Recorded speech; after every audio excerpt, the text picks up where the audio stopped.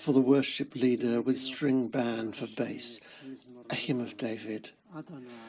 Lord, do not in your fury punish me. Do not in your anger discipline me. Lord, have mercy on me, for I am weak. Lord, heal me, for my bones are troubled. My soul is much troubled, and you, O Lord, how long? Return, O Lord, rescue my soul, save me for the sake of your love. For in death there is no commemoration of you, who give thanks to you from the tomb. I am worn out with my groaning, and every night my bed swims, my couch melts with my tears. My eyes are moth-eaten with grief. They grow old with all of my enemies. Depart from me, all makers of sorrow. For the Lord has heard the sound of my weeping. The Lord has heard my cry for mercy. The Lord receives my prayer. All my enemies will feel shame and be utterly dismayed. They will turn back. They will be suddenly ashamed. I mean, I was fascinated by the kind of parallels to Tennyson's In Memoria when I was reading your book, because it has this kind of journal sort of sense which Tennyson very much had. Yes. One of the reasons why I kept in the presentation of David's Crown, the Latin numerals, although the Arabic numerals are used as well, was, of course, that's how Tennyson's In Memoriam was presented. The whole thing was published anonymously. It was just these numbered, you had VVI or whatever, as we were going along, and no titles, but just this. And there's an early verse, it's number 5, I think, as it was in the first edition, where Tennyson talks, again, it's pursuing that idea of the exercise of doing this. And it was a kind of grief journal, and he's almost guilty for doing it. It's extraordinary. He says, I sometimes hold it half a sin to put in words the grief I feel, for words like nature half reveal and half conceal the soul within. But for the unquiet heart and brain, a use in measured language lies, the sad mechanic exercise like dull narcotics, numbing pain. In words like weeds, I'll wrap me o'er. It's wonderful. And he, obviously he was very much, I think his own model was a combination of the Psalms and the sonnets of Shakespeare, which again had all these, just the numbers, I think, I think they were both there. But some of his imagery, I mean, it's primal, universal human imagery, but of course it's there in the Psalms as well, particularly the cry. I mean, we're talking about Psalm 6, the heart cry, the tears, that lovely passage I think you alluded to in an earlier conversation, so runs my dream, but what am I? An infant crying in the night, an infant crying for the light, and with no language but a cry. No language but a cry is fantastic, because it's actually referring back to the Latin meaning of the word infant, infants without speech. Right, of course. And he manages to give you, in the most beautifully ordered speech, the experience of being speechless. Yes. Well, before we go on, I must thank everyone for joining us. We can get carried away with Tennyson at this point, but we are in fact talking about the Psalms, and the conversations, as we've been saying, have come out of these two books that both Malcolm and I wrote during lockdown. Malcolm's David's Crown, which is 150 poems responding to the Psalms, and my Book of Praises, which is translations and illustrations to the Psalms. And we've been having these conversations together about them, but next week we're going to be joined by another person who will hopefully bring a new perspective to this. But I'll tell you more about that later on. But today we're talking about Psalm 6, which fits exactly with what we were saying about Tennyson, because it's very much this sense of I think in my introduction I talked somewhere about the sort of spiritual weather, which the sort of psalmist Yeah. is so good. And I mean, this is Oh, really a rainy day, isn't it? It's a, certainly is. I mean, there's just that I'm weak, my bones are vexed. I'm weary of my groaning. Every night wash I my bed. I love this, and water my couch with tears. That's yes.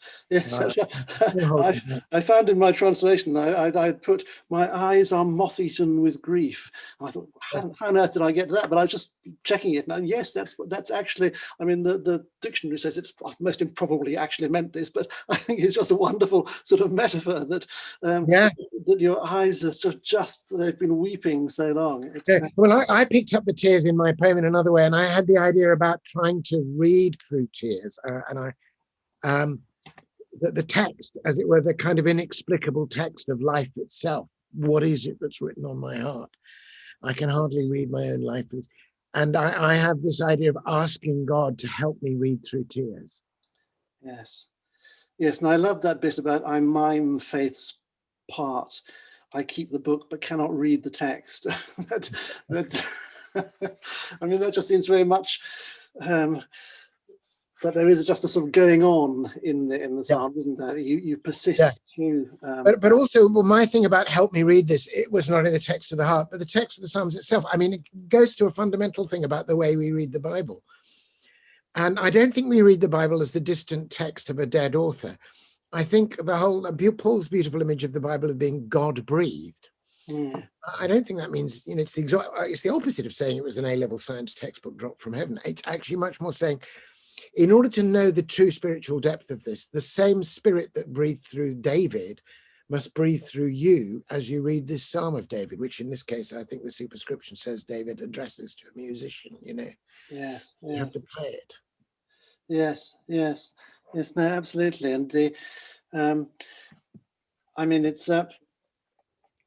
the psalmist is quite clear that he's being punished at sort of first, but which, I mean, probably we have the sort of come from a different perspective that we think that God would never punish us. Yeah. Well, in fact, I asked that question. In a way, I push back against the psalm in that I don't buy into that vindictive punishment view of things. I know it can feel like that sometimes. You're bound to say, God, why are you doing this to me? But I turn it into another question. I say, how could I think you punished me? My fears just magnified the shadows that I cast, Yes. Help me read this in a new light, Lord. Yes. Well, I think you can do it because obviously there is a sort of aspect of God disciplines those he loves. But I think that the essence of it is that everything that God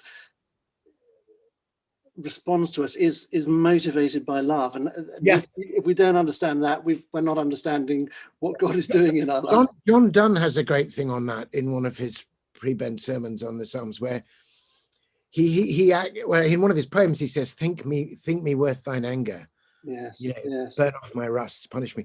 But in one of the sermons he says, as long as I'm not neglected by God, I know I'm in his hands, even if they seem rough at the moment. And then he has the great phrase, he says, if I can call my passion his action. Yes, that's nice. I mean, that's very much the beginning of the psalm, isn't it? But then it opens up into this lovely thing about the Lord has heard the sound of my weeping. Oh, yeah. The Lord has heard my cry for mercy. And that's what I mean in my sort of translation, I mean, my sort of things, I put this image of the father holding his child. Oh yes, that's lovely. Well, it takes us back to Tennyson, doesn't it? Yeah, well, absolutely. And an infant crying in the night, an infant crying for the light, because that is essentially the sort of the relationship that we have with God, that we just absolutely Abba, absolutely, and I think you get to that in your poem as well, and the just find it again, the until I recognize his face at last, which I think how you end the thing. Well, the poem starts with this sort of confusion. I mean, the last line of the lovely comforting Psalm 5 was whose mercy wakes me at the break of day. So that had to be my opening. And I felt in order to do justice to Psalm 6, I had to call the security of Psalm 5 into question. So I simply put a question mark at the end of the line. Right. Whose mercy wakes me at the break of day? I've absolutely no idea. Yes. Help me to cease. Then I can come to the comfort at the end. Oh, yes, I know who it is. It is my God after all, you know. Yeah. Well, I think this would probably be a good time to read that then. But before we do that, let me say again that we're continuing these conversations during Lent, and next week we're going to be joined by Professor Susan Gillingham, who is the professor of the Hebrew Bible here at Oxford, but has also written extensively about the Psalms. So it'll be a real treat to have her with us, and I'm really looking forward to that. So anyway, Malcolm, do you read? So Psalm 6, Domine ne in furore. Whose mercy wakes me at the break of day? I feel my weakness. All my bones are vexed, and all the faith in me seems worn away, as though I've lost love's memory. Perplexed by false complexities, I mime faith's part. I keep the book, but cannot read the text unless you come and write it in my heart, unless you help me read it through my tears and hear me out, and hearing heal my hurt. How could I think you punished me? My fears just magnified the shadows that I cast, till you were lost in shadow too. Love hears my cries and clears the shadows of my past, flinging them back before his growing light until I recognize his face at last.